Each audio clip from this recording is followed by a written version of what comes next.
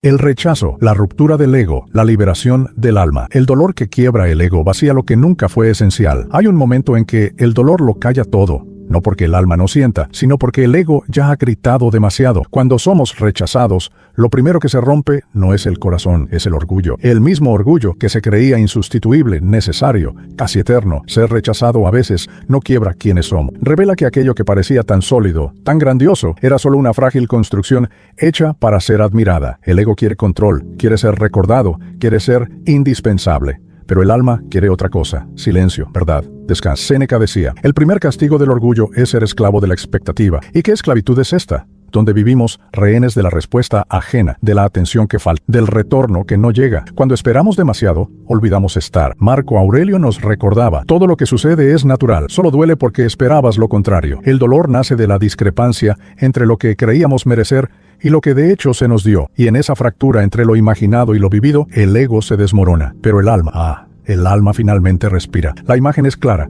una estatua imponente, pero hueca por dentro. El rechazo no destruye esa estatua, solo la agrieta, revelando el vacío que ya estaba allí. Y es en ese vacío donde comienza la libertad, no porque sea agradable, sino porque es honesto. El alma, al fin, ya no necesita sostener el peso de la perfección. Puede ser solo ella, desnuda, rota, real. El rechazo parte lo que era máscara y, al hacerlo, permite que lo que es esencia finalmente se mueva, aunque sea despacio, aunque todavía duela. Es en este espacio agrietado donde la filosofía estoica florece, no como consuelo vacío, sino como firmeza compasiva. No para decirte que no fue nada, sino para recordarte que sí, dolió, y aún así, tú continúas. Y continúas más libre que antes, porque ahora ya no necesitas probar nada, ya no necesitas mendigar presencia, ya no necesitas construir castillos con paredes de orgullo. Ahora, lo que queda es lo que es. Y eso, por más simple que parezca, lo es todo. El colapso interno del indispensable. Es extraño percibir que aquello que sosteníamos con tanta certeza de repente ya no tiene sentido. Cuando nos creemos insustituibles, cualquier distanciamiento parece una afrenta,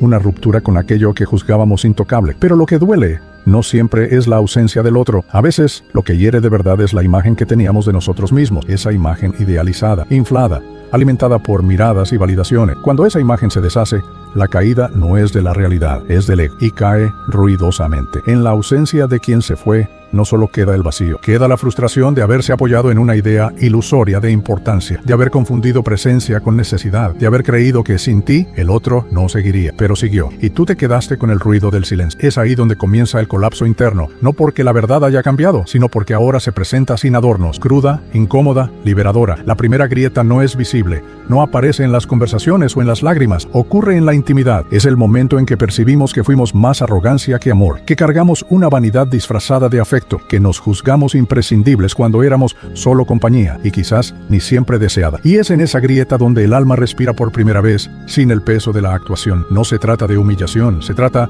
de revelación. El dolor muestra dónde construimos demasiados castillos y muy pocas raíces. Muestra dónde esperábamos reconocimiento y cosechamos silencio. Y aunque duela, es ahí donde la filosofía estoica cobra fuerza, porque el estoico no se apoya en ilusiones, se apoya en la lucidez. Y lucidez es eso, percibir que no somos indispensables y aún así somos íntegros, somos válidos, somos dignos. No porque ocupemos un lugar en la vida del otro, sino porque comenzamos a ocupar finalmente nuestro propio espacio. La liberación que solo viene después de la vergüenza. Hay un dolor que no es físico, pero pesa en los hombros como si lo fuera la vergüenza. Esa sensación silenciosa que oscurece los pensamientos y nos encoge por dentro. Cuando somos rechazados, el primer reflejo puede ser ira, incredulidad, defensa. Pero justo después, cuando el ruido cesa, entra la vergüenza de haber sido abandonado, la vergüenza de haber creído que era diferente, de haber pensado que bastaba y no bastó. Solo que esta vergüenza, por más cruel que parezca, encierra un secreto. Es el inicio de la liberación, porque en ella todo lo que era ilusión comienza a desmoronar. Lo que antes sostenía la fachada,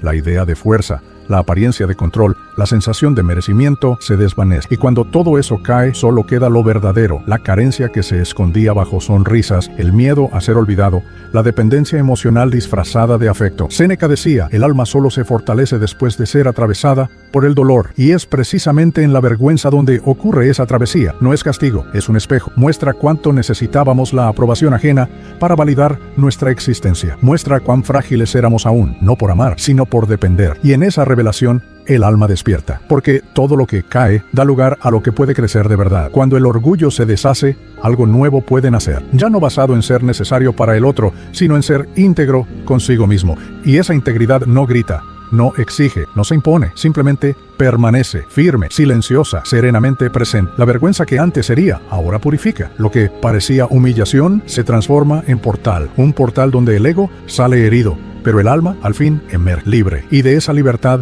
brota algo que ninguna validación externa es capaz de ofrecer. Paz. El silencio tras el abandono y lo que enseñó sobre el control, el silencio. Ese espacio sin sonido que, cuando llega después del abandono, no es paz, es ausencia, es vacío. Es como si el mundo hubiera dejado de hablarte, y no porque tú quisieras escuchar menos, sino porque dejaste de ser el elegido. El ego, acostumbrado a respuestas, se desespera. Quiere explicaciones, justificaciones, promesas de retorno. Quiere entender dónde se equivocó, por qué no fue suficiente, qué podría haber hecho diferente. Pero el silencio del otro, por más cruel que parezca, es la respuesta más honesta, porque no dice lo que el ego quiere oír, muestra lo que la realidad ya estaba diciendo desde hace mucho tiempo. Y es ahí donde nace la incomodidad, porque el ego busca control y el silencio revela que no tenemos ninguno. Marco Aurelio decía, tienes poder sobre tu mente, es suficiente. La frase es simple, pero profunda. Nos invita a retroceder del otro y a habitarnos con más firmeza. Cuando el ruido externo cesa, el interno se intensifica. La mente comienza a gritar todo lo que fue evitado durante tanto tiempo. Dudas,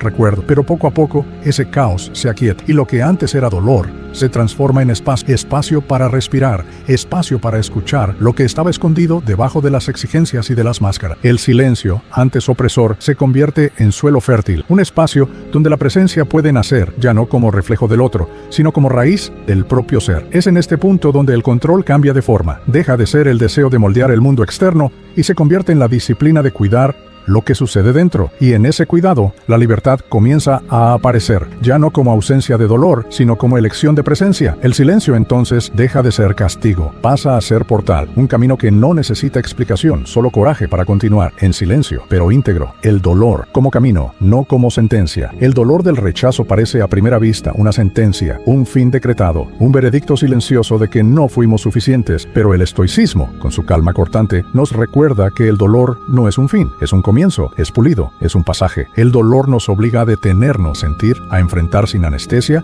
aquello que, por vanidad o miedo, siempre evitamos ver. El alma herida comienza a revelarse entre los escombros del orgullo, y es allí, en el suelo de la humillación emocional, donde nace la primera semilla de la reconstrucción. Séneca decía que la virtud solo se vuelve firme después de atravesar pruebas, porque es fácil parecer fuerte cuando todo está a nuestro favor. Difícil es mantener la dignidad cuando se te niega, cuando no eres elegido, cuando todo lo que ofreciste fue rechazado en silencio. El estoico no niega el dolor, lo observa, lo integra, porque entiende que el sufrimiento no tiene por qué ser resistencia, puede ser revelación.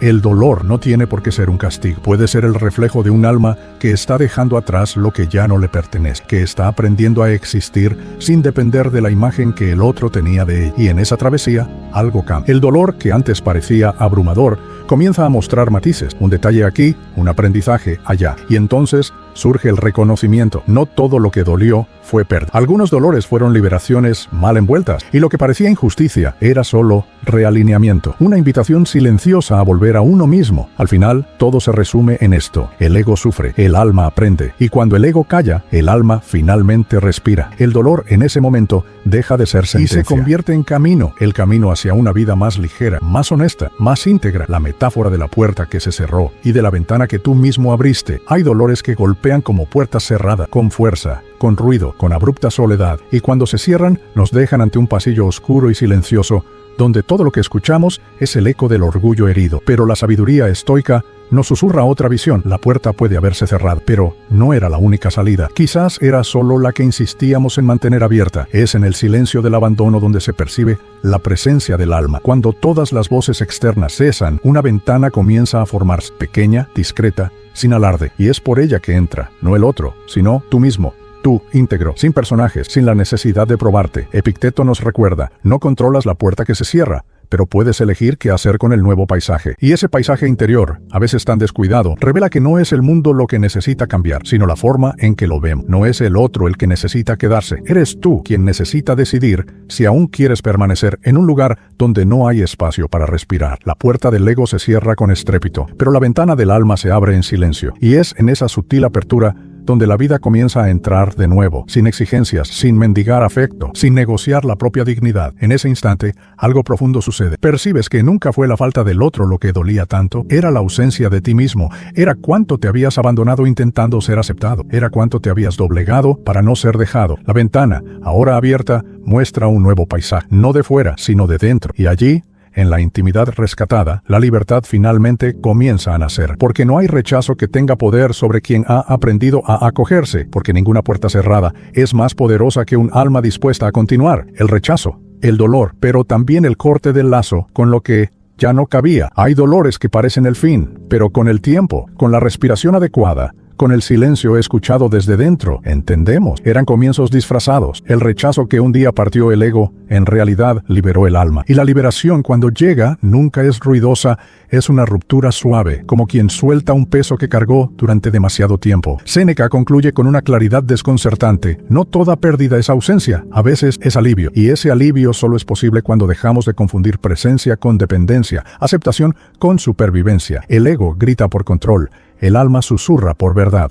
El ego quiere ser visto. El alma quiere ser sentida. Marco Aurelio completa: si algo te rompe, es porque estabas apegado a ello, y cuando finalmente nos soltamos, lo que parecía un dolor irreparable se revela solo como el fin de una ilusión, porque lo que es real en nosotros no se rompe, no se humilla, no se doblega para ser amado, solo permanece firme, callado y vivo. En el silencio del rechazo, a menudo, nace el mayor encuentro, el reencuentro consigo mismo. Y en ese encuentro, la mirada cambia, el paso cambia, la respiración cambia. Porque ahora ya no se camina para ser aceptado, se camina para ser íntegro. La última imagen no es de pérdida, es de refugio. Un refugio construido con lo que quedó de la caída, firme, silencioso, verdadero. Y dentro de él, un espacio donde el ego ya no necesita probarse, porque el alma al fin está en paz.